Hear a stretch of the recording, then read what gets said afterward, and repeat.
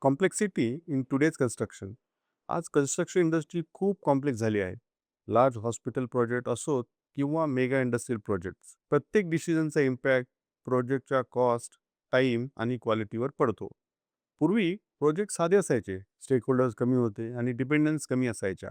पण परिस्थिती आता पूर्ण बदलली आहे.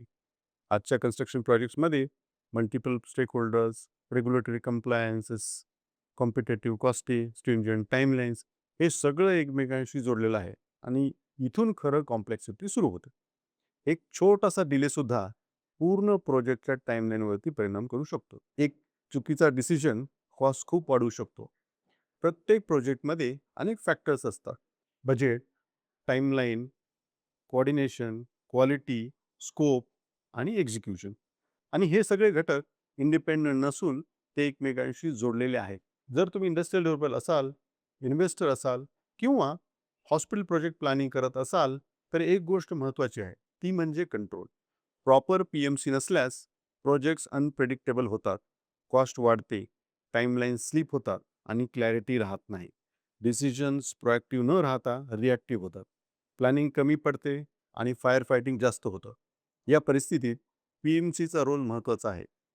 पी-एम-सी म्हणजे फक्त मॉनिटरिंग नाही, तर स्ट्रक्चर प्लॅनिंग, स्ट्रॉंग कोऑर्डिनेशन आणि कंप्लीट प्रोजेक्ट कंट्रोल. प्रोजेक्ट सुरू होण्याआधीच स्कोप स्पष्ट डिफाईन केला जातो, रिअलिस्टिक बजेट तयार केलं जातं आणि टाईमलाईन प्रॉपरली अलाइन केली जाते. एक्झिक्युशन फेजमध्ये पी-एम-सी एन्शुअर करतं की योग्य काम हे योग्य वेळी व्हायला हवं.